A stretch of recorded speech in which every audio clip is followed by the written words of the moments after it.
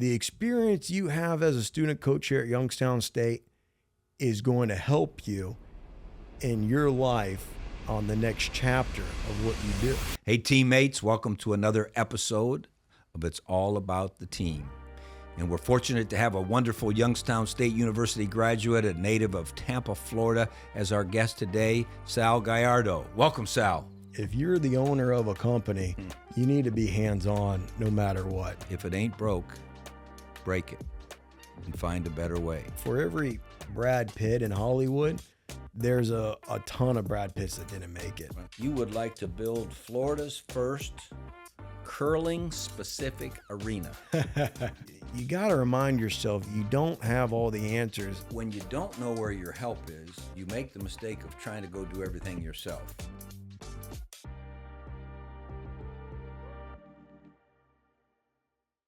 Hi, Coach. I appreciate you coming out and your team coming to my office. Truly honored. Looking forward to it. Well, we're on a little bit of a victory tour here in Florida, and we thought we'd visit Coach Gruden, Coach Golish at USF, and now fifth generation family in Tampa, Florida. I mean, you think about tradition and team and building something sustainable. You know, everyone talks about what really is a good team, and in my mind, a good team is someone who is pretty consistent. You know, they don't have to be the national champions every year or whatever, but they're consistently good. And to have a business that's as important as the dairy business. So I know you're a little bit of a historian because I've been on your podcast, and you guys pepper with historical questions and so forth. So it's my turn to be the question person. Okay. And so your family came here in 1911 and established a dairy farm. And here we are today. You're the fifth generation. Is that right? Yes, sir. Okay. So you had to go to school on what it took for all that to be built. And obviously you're going to school today, and the world today is differently. How are we going to sustain this excellence? If you had to think back to Dad or Grandpa, that's probably the two generations you knew. Yes. What did you learn from them about building the team that has been, what is the name of the, is it Sunny Farms? Sunny Florida Dairy. Sunny Florida Dairy. Yes, sir. Okay.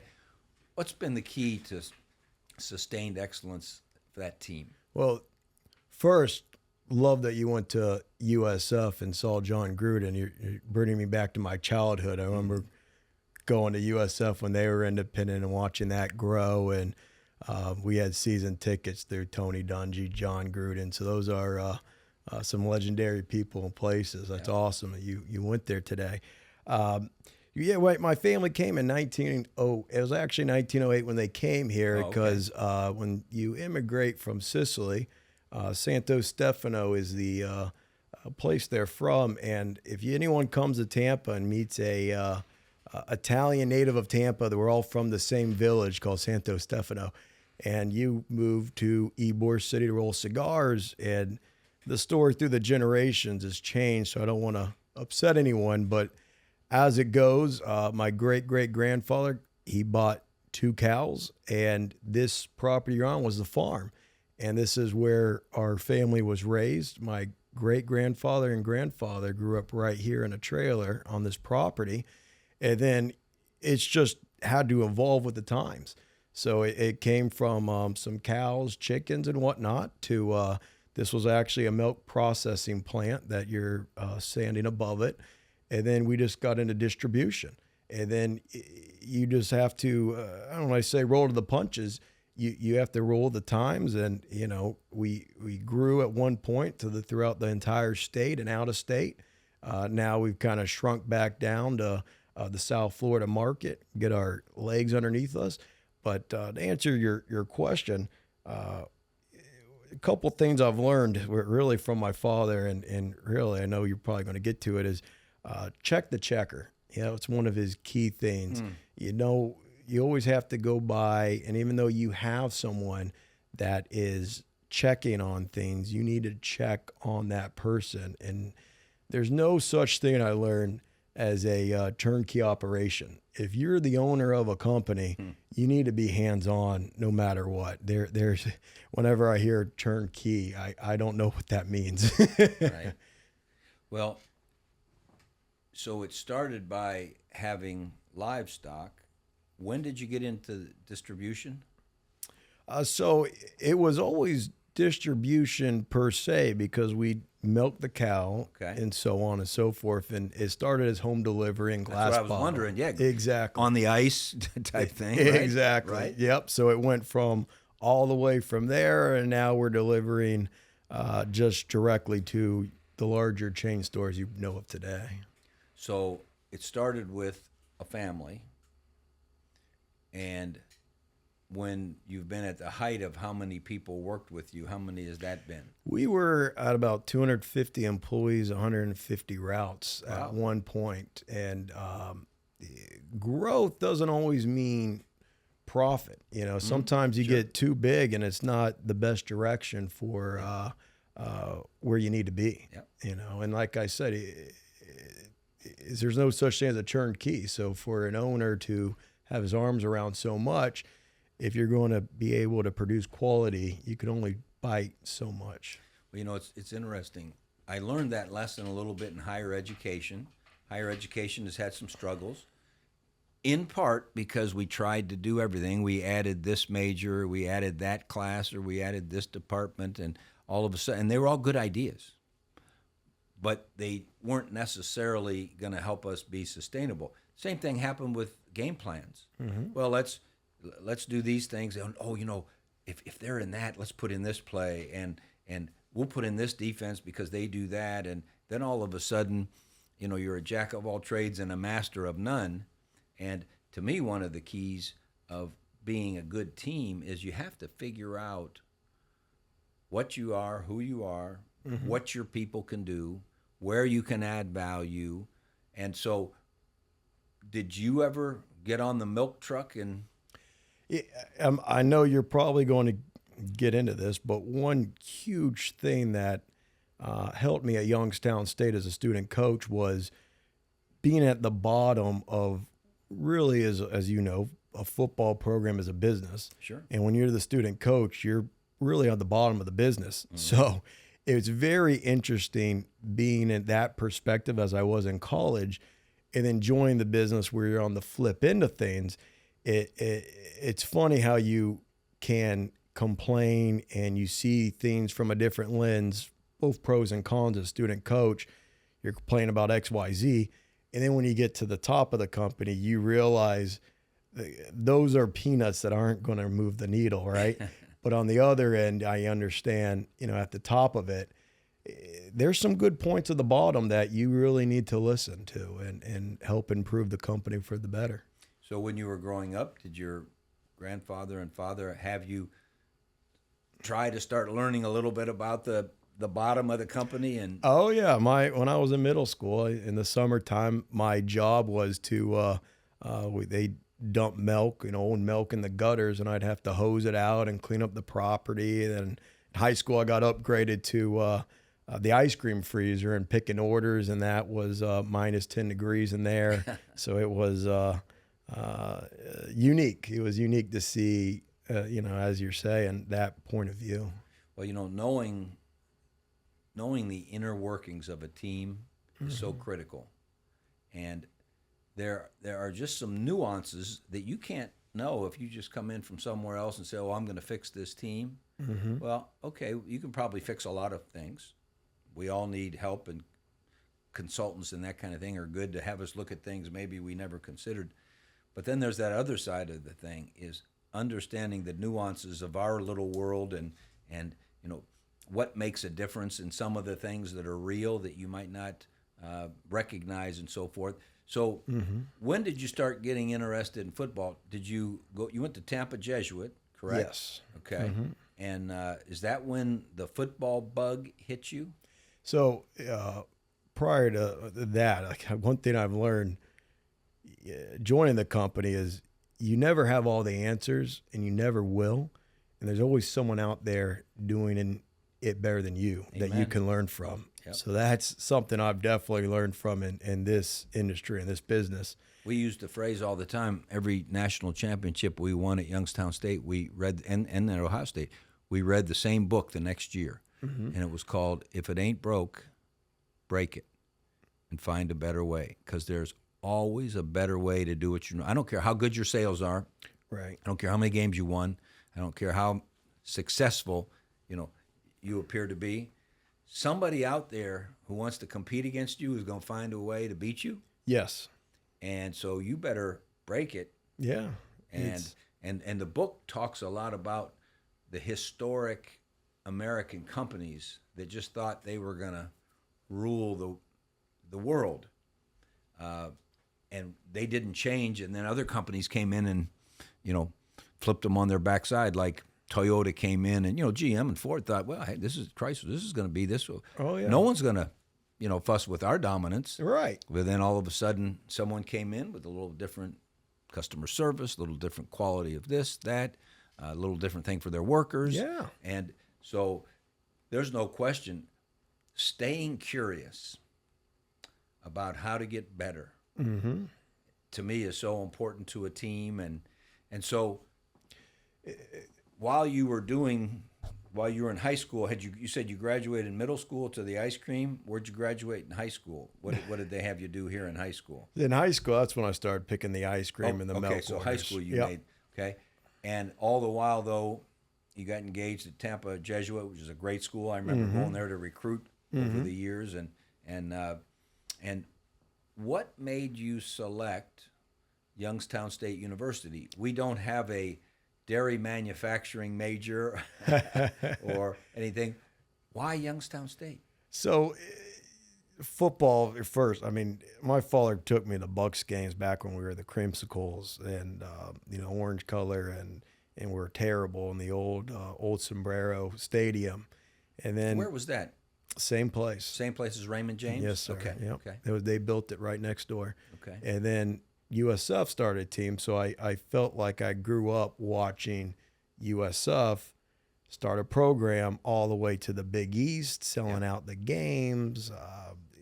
Incredible. I mean, I remember the year they were number 2 and you were number 1, and thinking, I can't believe we've gotten this far. So very interested. And my family, huge Florida State fans, so they would take me to Tallahassee to games, and so became obsessed with the game. Going to Jesuit, I tore both my ACLs, so I wasn't able to play. So I loved the game, wanted to be a part of the team, so I was asked to be a student coach. Wow. So did that. It was great, and as I Who learned, was the head coach? Joe Ross was the head coach then. Dominic Sile just left. And Joe Ross took over. There's a great tradition there. Mm-hmm. Yeah. Yeah, absolutely. And all boys schools. So when I was helping, and all these recruits would come, and they'd ask, who are you? And I explained myself. They go, they're looking for people like you in college. So it really got my ear going. And before I do anything, because I said to you, the different things of it, I always research deeply into where to go, why to go, how to do it. I don't ever just dive in head first in anything. I always look at the research.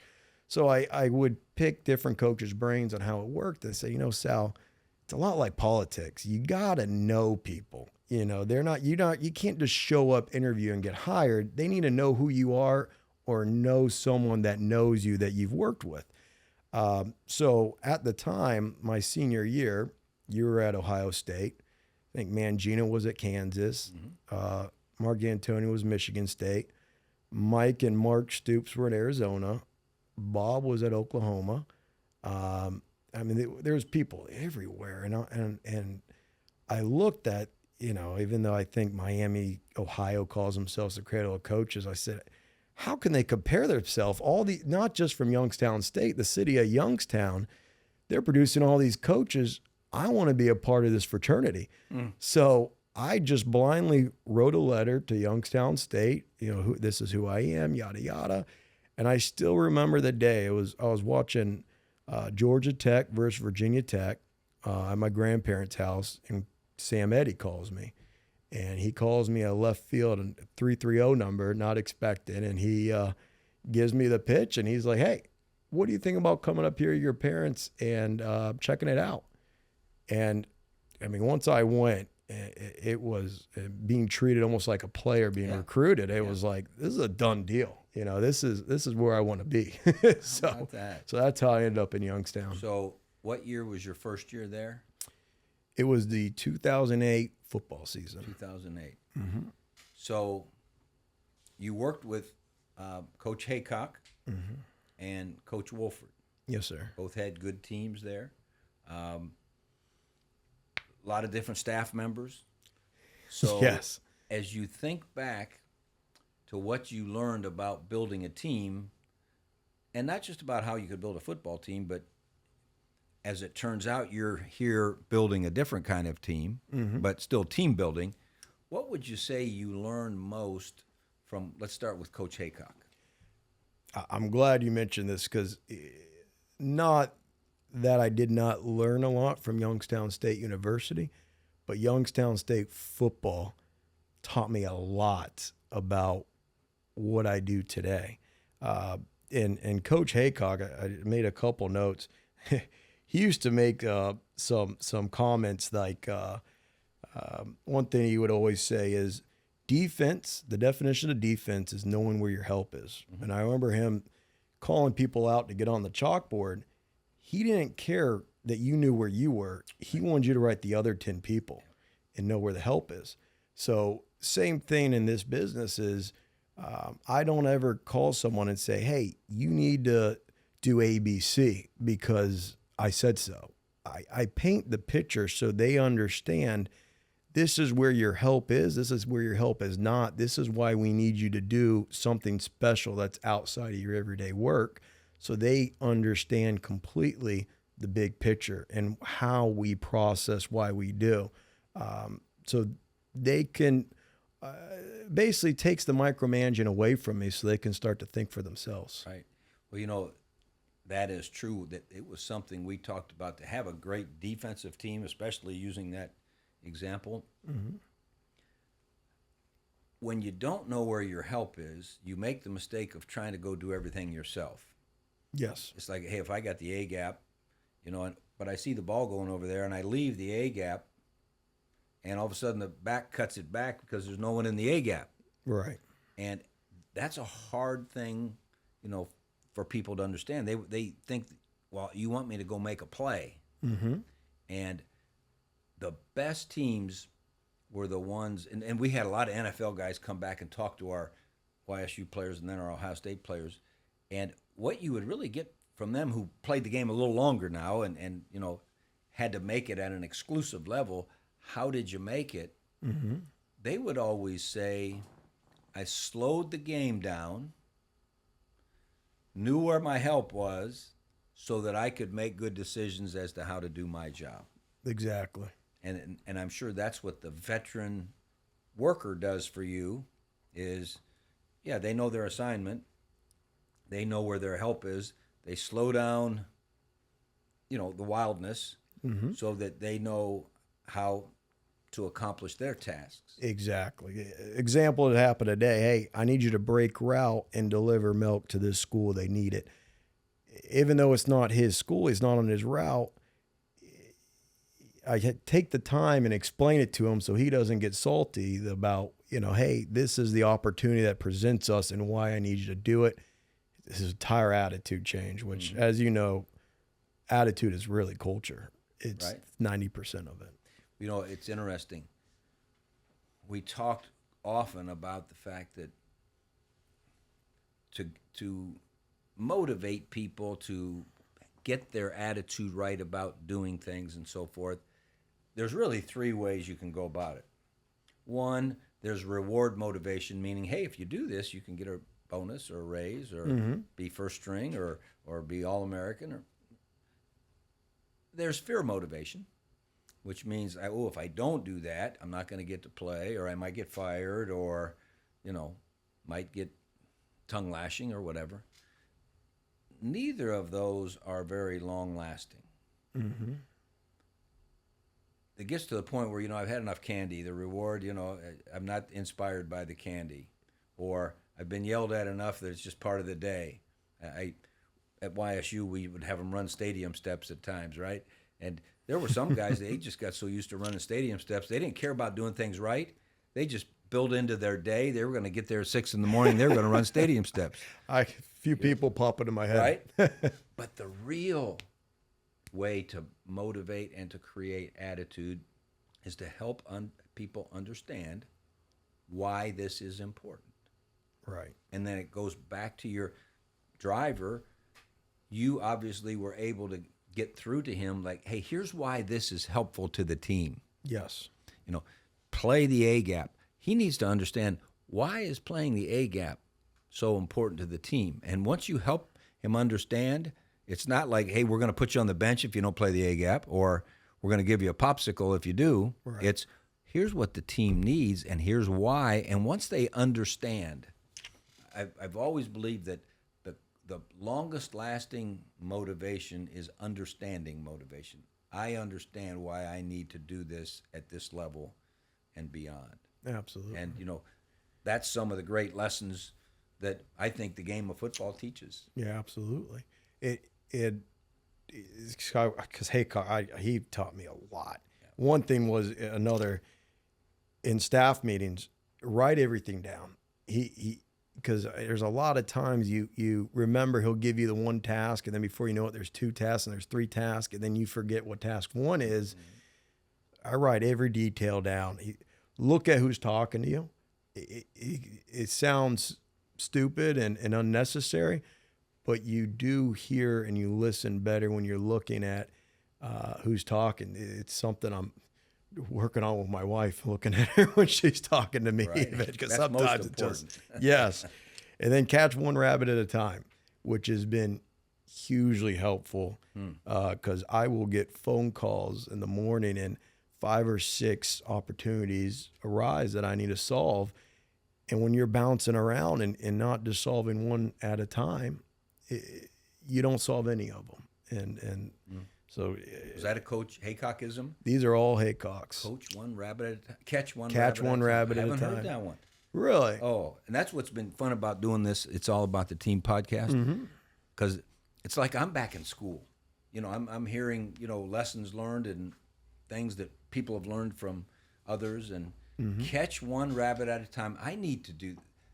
I'm going to put that on my New Year's resolution because I don't do a good job at catching I tell my rabbit. father that sometimes. He'll start rambling 3 or 4 issues we got. I was like, well, let's write them down and give me the first one and let's solve that one. And it's really helps you focus and finish one of them. Right, right.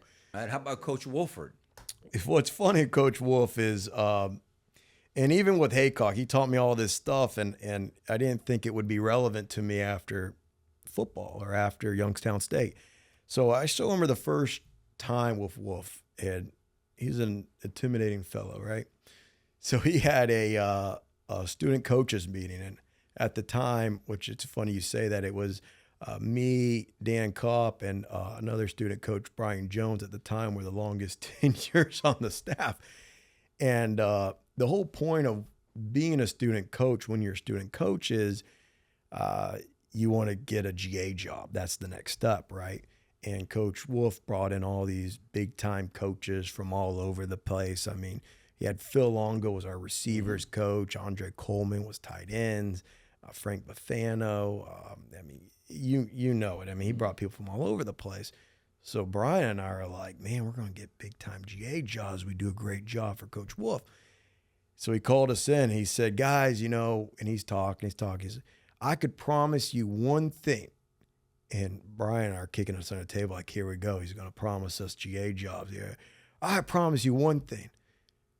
The experience you have as a student coach here at Youngstown State is going to help you in your life on the next chapter of what you do. And at the time, Brian and I looked at each other, rolled each other's eyes like, that's the last thing we wanted to hear, right? Mm-hmm. There has been nothing more true than when he told me that, because Haycock had GA, so I was working with the GA. Wolf didn't have GAs, so we were unofficially GAs as student coaches. So it was a whole new ball. I mean, you know, a life of a GA. Yep. So as a junior, we were GAs without the title. So Or the pay. Exactly. So we were breaking down those films. So like I was here at the office till 7 p.m. and in a life of a lot of other people, that's nuts. In a life of a GA, that's a great day off, right? 7 p.m. It's like on a Tuesday night, Right. you know, it's like a half day off, half exactly. day vacation. Yes, usually at the office till 11 p.m. So just the workload and my organization skills that really were self-taught, you know, and you figure it out. A coach here a high school coach here in Tampa, Coach Sayo, used to always say, find a way or make a way. And that's really been a motto. When I came to Youngstown State, I found out you call it blue vase. Blue vase. So Haycock showed us that video, and Yep. they say, Sal, just say blue vase. Don't worry about it. It's the same thing. So, but find a way or make a way. And that's really under Wolf. I lived by that, and that's how I really got by. No one showed me how to really do a GA because I had a GA do it for me. And then now you're put in this situation, you know, when a recruit's mother says, hey, I want Diet Coke. You don't tell her we don't have Diet Cokes. You go out and you get Diet Coke. That's it. And right. as small as that, it was just the motto, and you just got it done. So what I've always wondered, you know, being around coaching, it was kind of known. You find a way. You get that Diet Coke for the, you know, recruit's mom or whatever. Mm-hmm. So when you're in a business setting with a large group of people, you know, we only had, you know, a dozen coaches and 100 players. So I always tell people it's not that hard to build a good team because, you know, it's just not that big a group and a lot of like-minded people. So I've often wondered, how do you build that find a way, make a way, blue vase mentality in a company? Yeah, and we're, I guess by definition, a small business. So I remind people, hey, we're not a big corporate Fortune 500. We don't have all these layers to pass or employ all these extra people. So when an opportunity presents itself, like a truck breaks down, for example, and we have to make up that route and how we're going to do it, we have to do something outside the box. I just remind everyone, let's all get on the phone, put our heads together, and we need to find a way or make a way to get done. And I'll spare you the stories, but we have done some crazy things in this. There's one quick story is, I remember we had a computer problem and the handhelds for the orders we didn't have them. And we were here until maybe 7, 8 p.m. And we realized, well, we can hard print everything for the routes around the entire state tomorrow. So we printed them, and at 8 p.m., my dad headed south with all the paperwork. He went to the Bradenton, Fort Myers, West Palm, and Miami branches, and I headed to Orlando, Cocoa, Jacksonville, Lake City. And this was, I mean, we didn't finish until the sun got up, and when all the drivers woke up the next morning. You dropped them there? You dropped them off. We dropped off hard copies. So when they that's a woke blue up, vase. that is. So when they woke up the next morning, they say the computers are down. We said, oh, we know, but we've given you, could do the old paper and pen to deliver and run the route tomorrow. Wow. That was an incredible. I think I remember getting back to Tampa as the sun was rising. I was out for a little bit. So during your time at Youngstown State, you took a study abroad to the University of South The University of New South Wales. South Wales in Australia. Yes, sir. Why? So what's funny is at Youngstown State, you have people come and talk to you about go study abroad, and you're just, I'm thinking, I'm doing football. I'll never study abroad. My last semester, and it's really what makes Youngstown State really unique and important to me. Mass majority of the universities, you don't study abroad your last semester. That's right. I had gotten to the point where I really needed a break from football. I just wanted to get away for one semester. Where's the furthest place you could go? So, and that speaks English, first world country, so on and so forth. And I don't see myself ever going to Australia. So I went to the Youngstown State Study Abroad office, and they say, hey, they're different. I remember they were trying to send me to Turkey at one point. I don't think my parents wanted me to go to Turkey, so they laid out, hey, these are the places you go. And yeah, so I went to Sydney, Australia for 6 months, studied abroad, and I studied politics there, which I was the, I don't want to say dumb American, but I'll just say we view things in a very different lens than they do. And they would always pick on me in classes. Well, what do they do back in the States? And it's just funny, the different opportunities that came up. What a great learning opportunity. Oh, So did you pick up anything in Australia that was, revolutionary about how they go about building their teams, their companies, their organizations, their political parties, whatever? That, great question. I wasn't prepared for that question, but I will say they did things differently that really made me open up my mind and realize the thinking patterns of, I've been around, really only places I lived were Youngstown, Ohio, and Tampa, Florida at the time, and I only know of the thinking patterns from there. When you go into a whole different country on the other side of the world, I give you one example that I fought them on the entire semester, and I had to write a 30-page paper explaining why I was wrong, was they require all citizens to vote. You don't vote, you get fined or arrested. Really? And when you live in a free country like America, that's like absurd. And I would argue it. I was like, that's crazy. And they brought up a lot of great points. They said, well, you don't really get the true word of the people if you don't have everyone. And I said, well, the problem with that is if you get everyone to vote and they don't really follow policy, they're not interested, they're just filling out a bubble. And their response to that wasn't that a problem? If you force them to vote, they would probably start to get into politics a little and follow and select who should be running your country a little better if they know they have to vote. And they're not just coming out because they like that candidate that's running that particular time. Wow. And we went back and forth all semester. So there's two big cities, Sydney and Melbourne, right? Yes, sir. So where's Sydney? The one with... Up north. Up north. North, yes, being the harder of the two. And so if you were there spring semester, that was winter. I was there fall semester. Oh, fall. Okay. I was 4.5 years. Okay. So I was there fall semester. So you're right. It was spring. It was spring there. Mm-hmm. Okay. It was July, so it was cold when I got there. And by the time I left in November, it was getting really hot. Hot like Tampa hot? Yeah, yeah, and one of the most mind-boggling things that happened there was they did the time changed, and you know how you sprint ahead, you fall behind. Well, we fell behind while they sprinted ahead, so we went from a 14-hour difference to a 16-hour difference. Oh, completely. I think that was one of the things that I've never thought about. That was wild over there. So 16 hours, which direction? Ahead.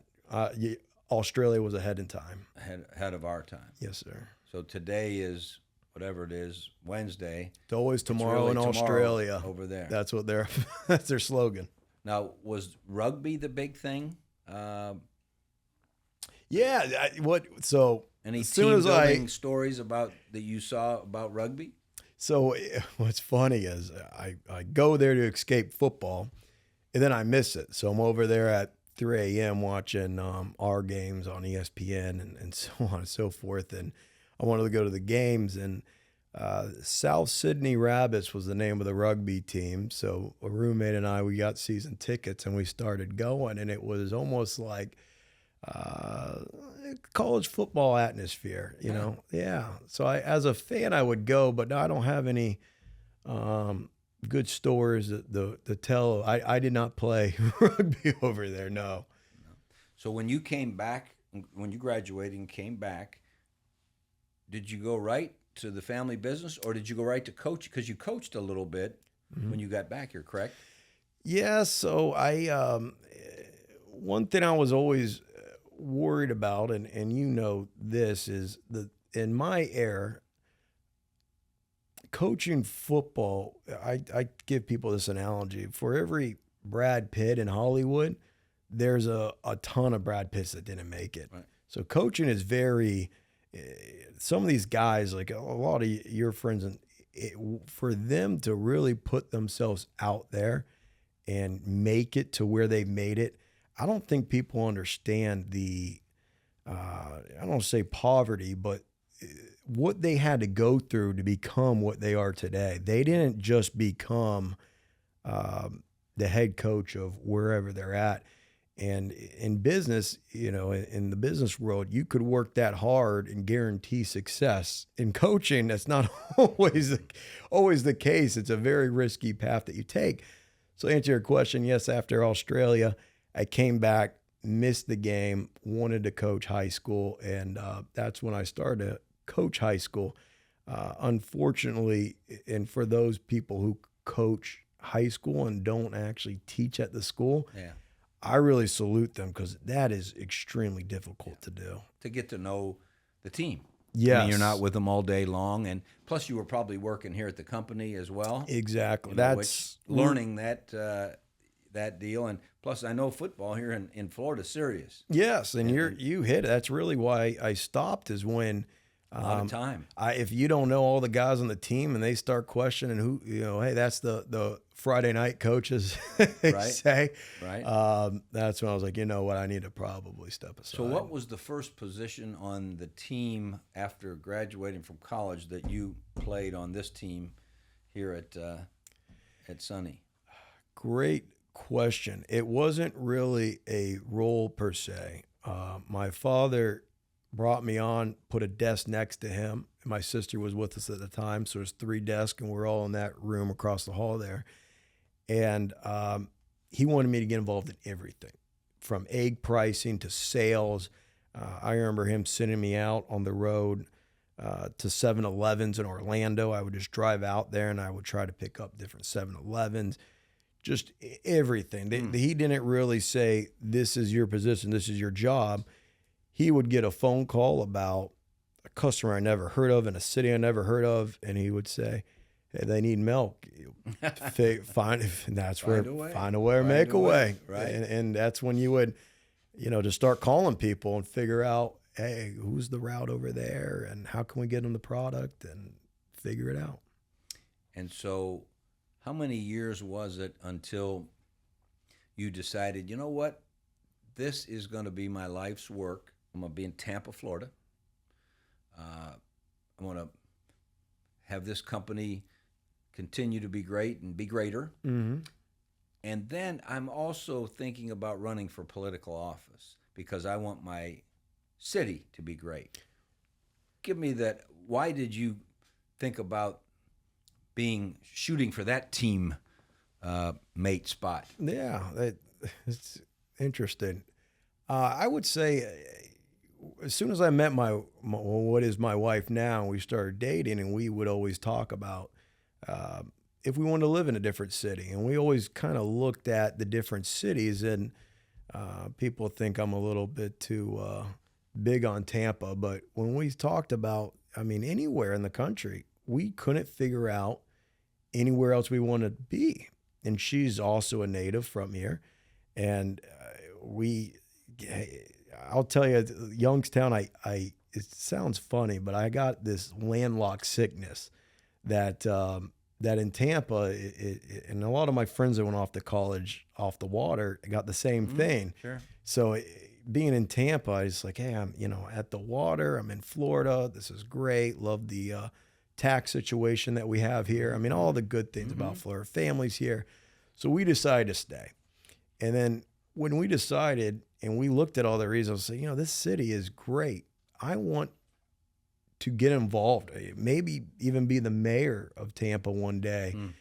and dive in. Like I said, I've studied politics at Youngstown State and abroad in Australia.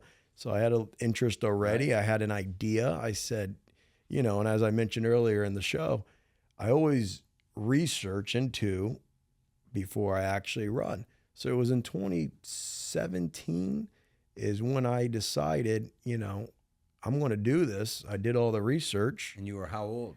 26? 27? Say 28. Okay. Yeah, Okay. I was definitely young. That's a young guy. Yeah. Yeah. So Yep. in 2018, I said, a year out before the election, as soon as I was able to register, I said, I'm going to do this. And running, I learned a lot about, again, experience, and you never have all the answers. It goes back to when you run for office. It reminds me of coaching when they say, coaching is a lot of hard work.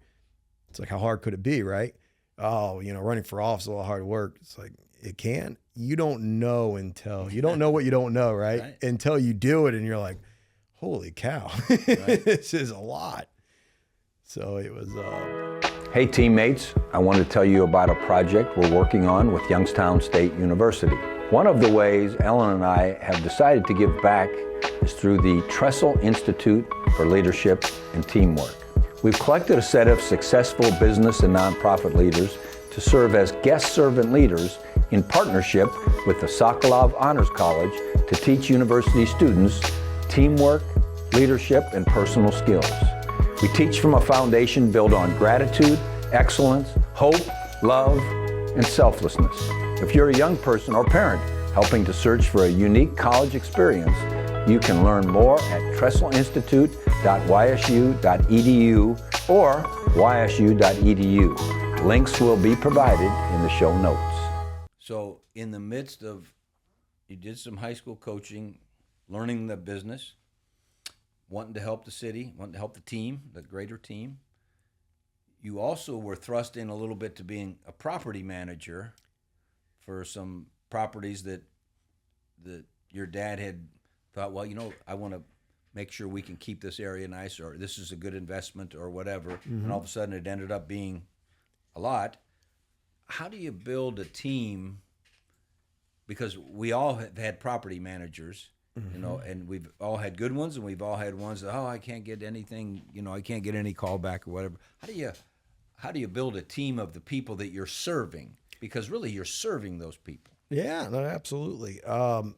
It's another, back to Wolf, when I worked for him, find a way or make a way. As we downsize, my father ended up with all these properties around Georgia, Florida, so forth. Commercial or? Commercial. Okay, This is all commercial. Okay. Even the one we're here in now. Okay. And he built this. This is a very unique type setting. It was for our dairy ice cream. So when you go to rent this out, not one person could use it. So we went in, there's about 10 different tenants here. And just like you said, when I just posted something online, I'm not a realtor, but I showed them and I just said, hey, do you want to rent this place? Yeah, but the electric, I needed upgraded. I know nothing about electricity. So called it, then they would work and you'd meet the electrician out there and he's saying a bunch of fancy words I don't know, but like Coach Haycock says, you write it down and then you research on, what the heck this guy's saying and you talk to the tenant as if, you know what you're talking about, right? Then you found a way or made a way to get him his electricity, to upgrade his toilet, to one guy, very interesting, I read it to our ice cream facility. He's a hockey coach. He flipped our ice cream warehouse into a, I don't want to call it a half court. I guess you call it a zone in hockey. Mm-hmm. He flipped it to a zone and he does personal training there. And again, I knew nothing about hockey, but I tried to help him every way I could flip that thing into a hockey arena. Wow. It's interesting. So one of the cool things that I was thinking about when I called you to say, hey, our mission, and it's all about the team, is to see if we can just add value to people who are building teams, whether it's young families, old families, mm-hmm. businesses, sports teams, whatever. One of the things I thought about is I'd like to get some people who are way younger than me, who may have a little bit more insight. Generations are different in different ways. I mean, I'm sure your great-grandpa was different than your grandpa, was different from your dad, and you're different. And so as you think of your roughly 10, 12-year career right now, being a part of this team, and any advice you could give to the viewers and listeners about the younger generation and what it takes, if anything different, maybe not, in particular, to help the younger generation become good teammates or grow to be good team builders? Anything? Yeah. And I'm speaking from a family business, but when you listen, you come out of college and you hear that older generation and they speak and you're just thinking to yourself, what's this dinosaur going to say, right? And you think, again, I don't want to keep going back to saying you think you have all the answers, but you really do, because you come out of college and you think you got this fancy degree, you got all the answers.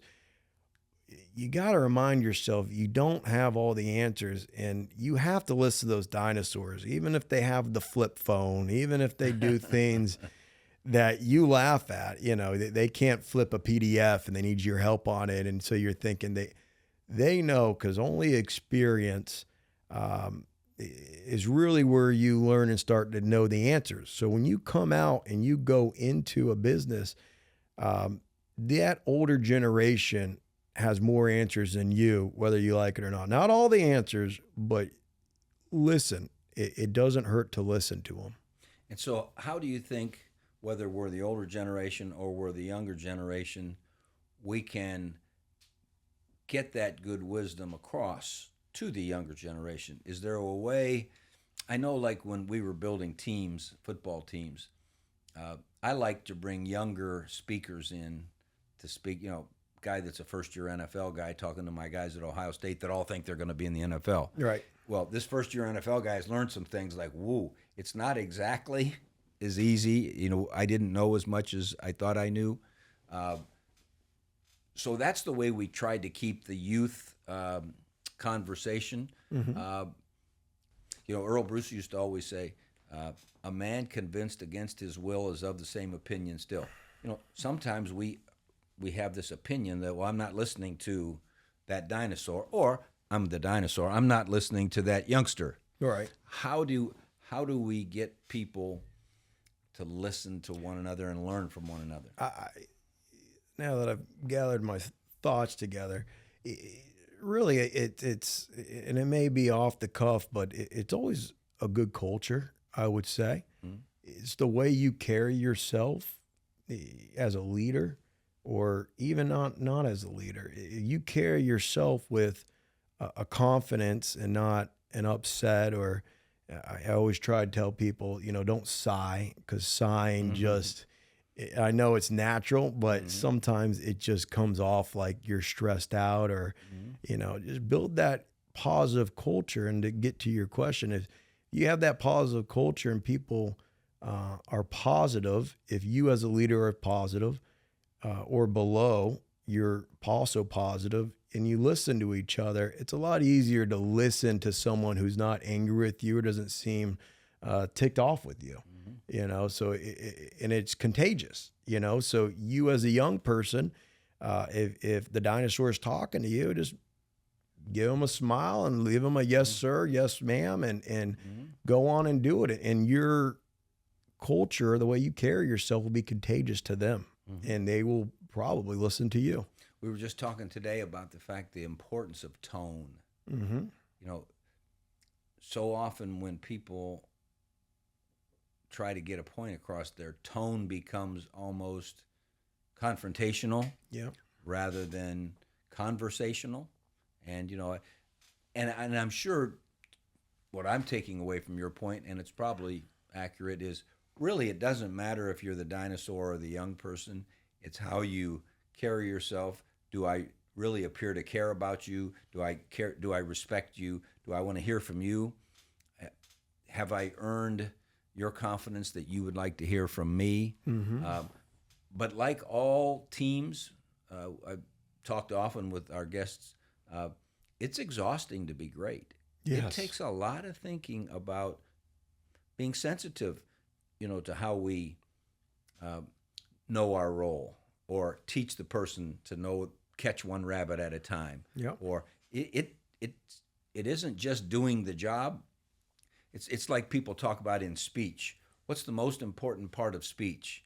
It's the silence. Mm-hmm. Because if you talk real fast, but it's the silence that happens in between, and the way the melody, Mm-hmm. and so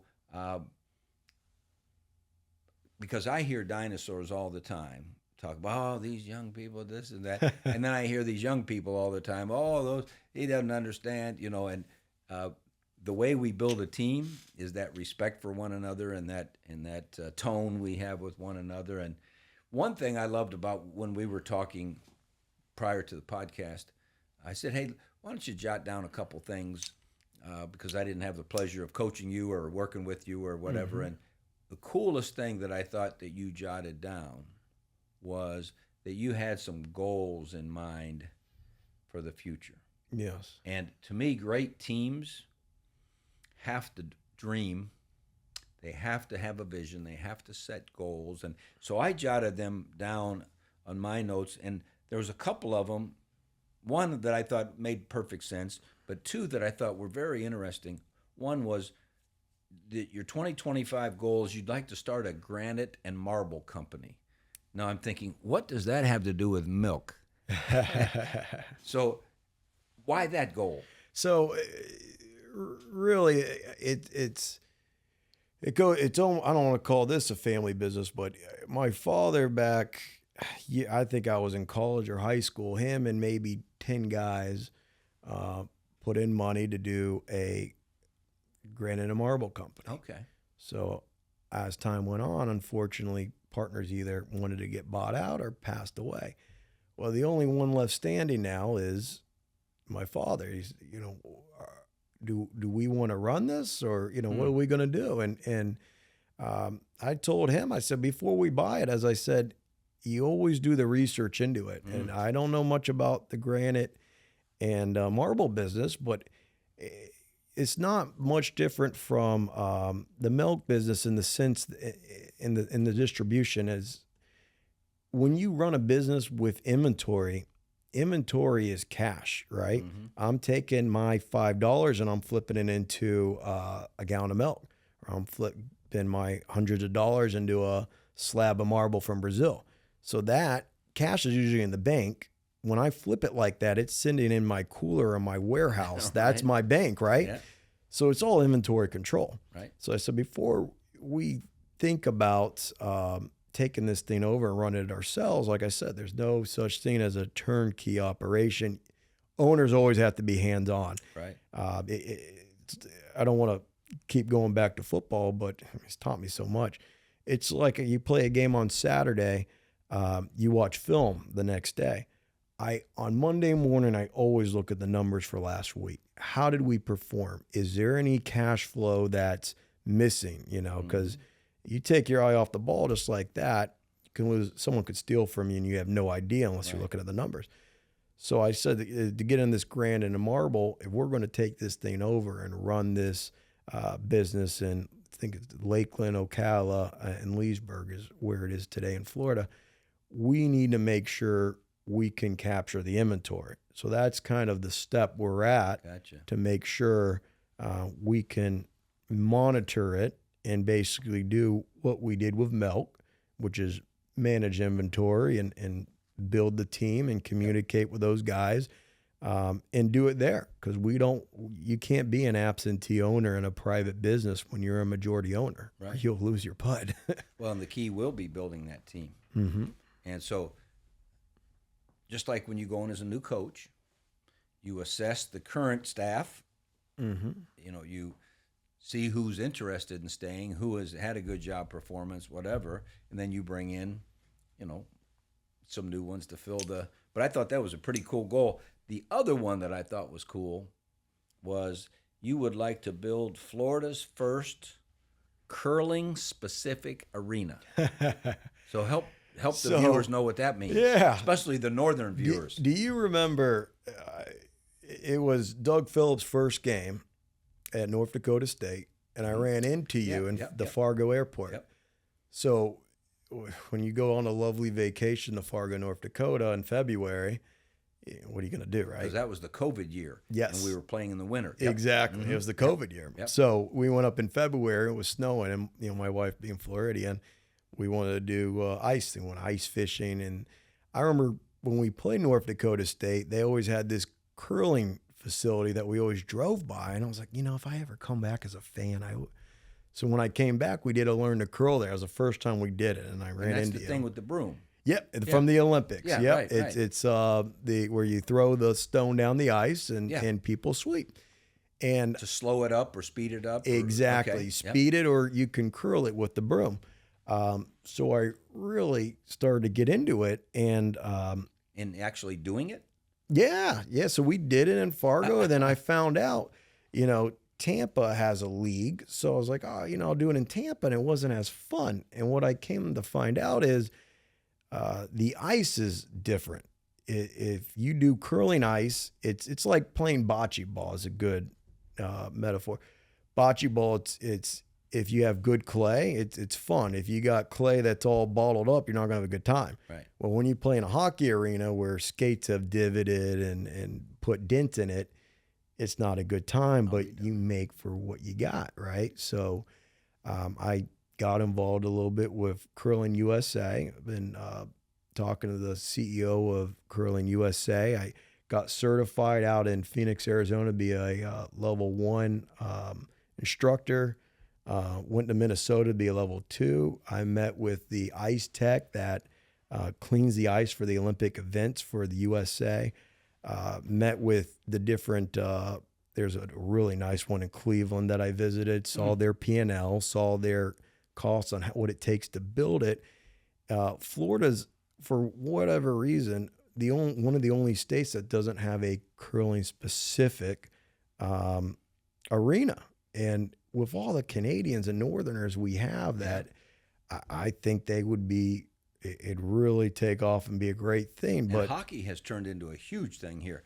I know in Fort Myers, where we have our winter place, the Fort Myers team, whatever level that is, just won the national championship for the second year in a row. In that Hertz building there. Yeah, in that Hertz building. Yeah. And you go around Fort Myers, Florida, everyone's talking about hockey, and I'm thinking, well, there's not one of you that ever played hockey growing up.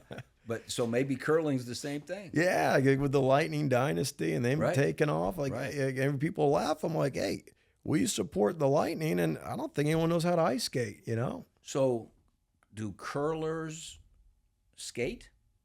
No, they have like bowling shoes. They have curling specific shoes. One slides. With spikes on them? No, it's because you got to slide. So one slides, the other one grips. So it's very, and you don't know this watching on the Olympics or on TV when you see it.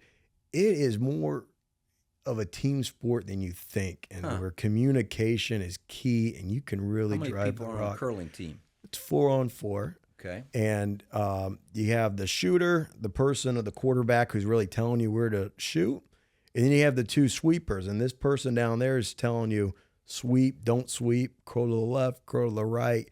It's like bocce ball with more strategy behind it, more athleticism. So how does the person know to say sweep or not sweep according to how fast the thing's going? Yeah, a lot of them have stopwatches, and when you throw it, they'll have an idea of how fast. Exactly.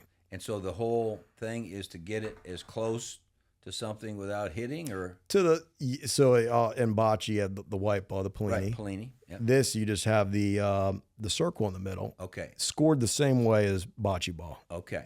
So whoever is closest gets a point. Or 2 points. Or 2 points. Right, if they're the closest, and every player throws. So how big of an arena would you need to build in Tampa?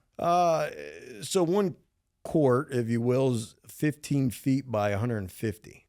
So that's longer than a bocce court. Yeah, it's huge. Yeah, it's long. It's huge. Because a bocce court's about 60 feet? Yeah. Maybe? For reference, 50? It's you put 5 of those into one hockey arena. So you need quite the You need big unique space. warehouse. Yeah. And so have you dreamed about where you might put it? Yeah, I have a couple locations that I want to do it. It's just a matter of, again, I'm not going to dive into it until the numbers make sense. So I'm trying to find a place to really make it work. And I foresee they do this in college. You know, Villanova's got a team. Penn State's got a team. Yeah, I foresee USF, University of Tampa. Sure. I almost want to High make it a schools. high school Yeah, sport. right. Yeah. Jesuit, Berkeley, Plant, those guys can play too. And the speed ice skating for the Olympics is in Ocala. That's where they all perform. And I kind of have this vision of why not Tampa? Yeah. You know, and make it a thing here as well. Wow. It's really Well, you know, I'm kind of a believer, and it kind of goes back to our theme of our podcast. If you allowed me to be in charge of education, especially post-secondary. Oh, say, were you? No, if you would allowed me to. Okay. Okay. I would make every student, maybe grade 9 through college, just daydreaming with you, I would make every student be a part of some team. I don't care if it's the curling team. I don't care if it's the football team. I don't care if it's the hackathon computer, team, which we have great hackathon, or our engineering teams that we have. Or I don't think anyone should be allowed to progress in life without learning some lessons from being part of a team outside of their family team. Yes. And, if you think about 3 of the greatest academic institutions in the world are the United States Naval Academy, West Point, and Air Force Academy. I mean, they're renowned with their excellence. And you know what one of their rules is? Every person is on a team. I love that. Always on a team. Because learning those lessons, you sat here for an hour talking about what you learned from football, and you didn't play it down at Youngstown State, but everything that you learned by being on that team. And I like to say that a football team is 100 players, dozen coaches, equipment managers, graduate assistants, student coaches, the trainers, the marching band, the ticket people. They're all on that team. And they're all learning a lot of the lessons, but they're playing a different position. Yeah. And so that would be exciting to get a curling arena here and have curling teams in the high schools. And That reminds me, Matt Hogg says that, the football alumni includes all the people you just said. Yeah. He's like, it's not the football players. Right. It's everyone involved. Right. Cheerleaders. Love that. The band. I mean, that's who should be. Yeah. But and then the other point you made, I had a friend that went to high school with me. He went on and played for Paul Johnson at Georgia Tech. And we would, and I get not everyone has the opportunity to go out of state, but we said, for some of our people we know that they aren't a part of an organization on campus and don't have a job. It's like, what do they, there's so much free time. Right. Why not? Yep. Why not get involved? Use that time wisely. Yeah. I saw Brian Wright doing a heck of Great a job in Northern Arizona. Huge. And Playoff team. Yep. Yeah. And I was talking to Brian Jones, who coached with me at Youngstown. I said, hey, did you see, I check Football Scoop still daily because I love to see where everyone's going. And I saw Arizona State posted something, and Brian said, man, how many people do you actually need? Because he looked at the staff. Everyone's got 1 million staff people. And I was just told him, I said, why not? I mean, I'm sure there's people on campus, and they should get involved. Why not? Alex Golish, the head coach at USF, was a volunteer student coach at Ohio State for us. And it turned into a career that, he's just had great opportunities and doing great things. And so I'm going to give you one last assignment on this It's All About the Team podcast. Okay. Because one of the things beyond adding value to people who are trying to build their own teams with their companies and whatnot, we always want to have people learn about other parts of the country. So I want you to give 30-second advertisement on Tampa. Okay. But I also want you to give a 30-second advertisement on Youngstown, since you spent 4.5 years at Youngstown State. So it's yours. Okay. For Tampa, I mean, phenomenal place to live. As far as you're in a big city, the best beaches of the world are just 30 minutes away. It's just, the city's grown beyond my eyes, where you have Water Street, which is really awesome. Ybor City is incredible. South Howard Avenue, Harbor. There's just a lot of places. It's very spread out, where the downtown is not the hubs. There's a lot of opportunity for a lot of different people, and the weather is, of course, incredible. For Youngstown, I'll say one great thing I loved about Youngstown is I lived in a city that was all about the college. You know, USF is second tier here. Youngstown State is the king in the city of Youngstown, which I loved. It wasn't a college town, but had a college feel, but the downtown was right there.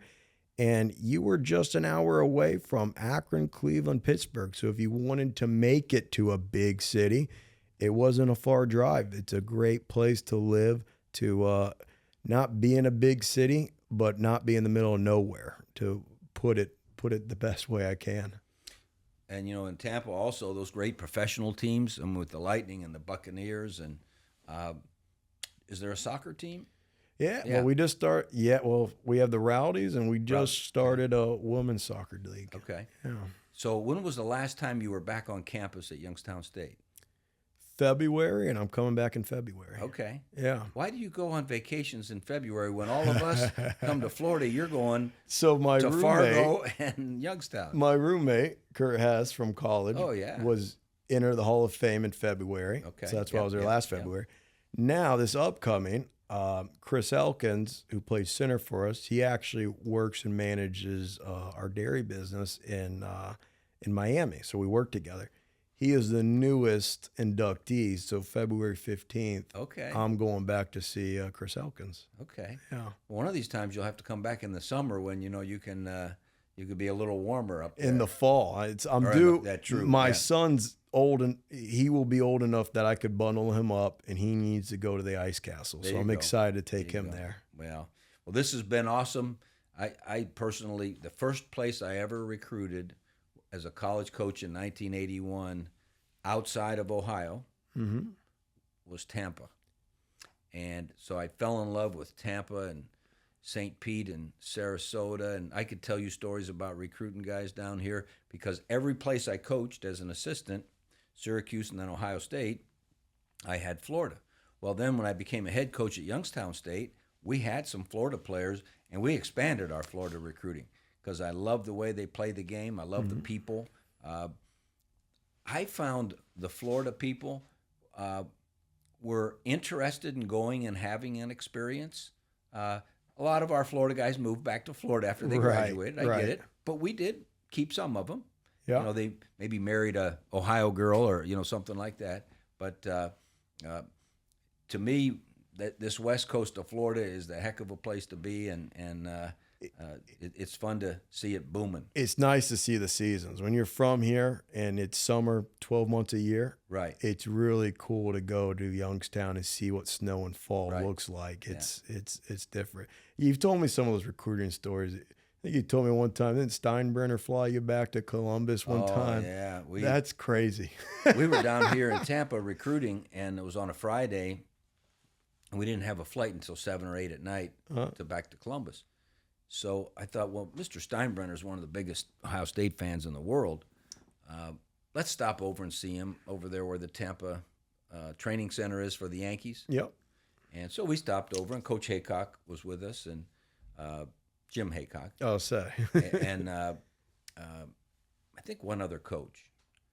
So I said, look, we're going to just zip in and say hi to Mr. Steinbrenner. And we got, this was after 9/11, so you had to be at the airport 2 hours early and, all that stuff. And so we got there, and he wanted to chat about Ohio State. He loved talking sports, he said, hey, let's go over to this restaurant. There was a little Italian restaurant like a half mile from that Yankees training center. I can't remember the name of it. And we said, well, Mr. Steinbrenner, we really don't have time to eat. We've got to be at the airport. We just stopping by to say, oh, no, come on over. Well, how do you say no to Mr. Steinbrenner? Right. We said, okay, but we can just sit down for just a minute, you know. And we're, on the way over, we're thinking, I mean, we don't even have time to order anything or whatever. So we walk in with them. We sit down at this table, and they just start bringing food. Just bringing food. And, you know, so like we thought, well, okay, we'll eat real quick. And we're thinking, we got to get out of here. We could be here all night with all this food they're bringing. And I looked at my watch. I'm like, okay, Mr. Steinberg, we've got to go. You know, oh, no, sit down. And then he got his flip phone out. You talked about dinosaurs with flip phones. He got his flip phone out. And I couldn't hear the other side.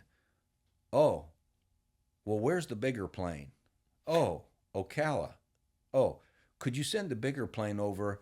Get it here in about an hour or two because we're having dinner because I need to send some guys back to Columbus. Flip. And I'm like, all I could think of was, I know those pilots got to hate me because here they were home on a Friday night. They get a call from the boss, you know. So we got in the plane and we just were all over. This was not our idea. We didn't miss our flight. You know, Mr. Steinbrenner was just trying to be nice. He said, hey, this happens 3 times a week. He's always sending us out. But, that's incredible. Mr. Steinbrenner was special. There's a lot of Tampa natives that are Yankees because he's just done so much for the community. He's that kind of, talk about a good team member. Mm-hmm. I mean, he had good fortune, and he made a lot of his good fortune, but boy, did he share his good fortune. Right. And that's what a good team member does. Right. Well, this has been awesome. Till the next time, it's all about the team.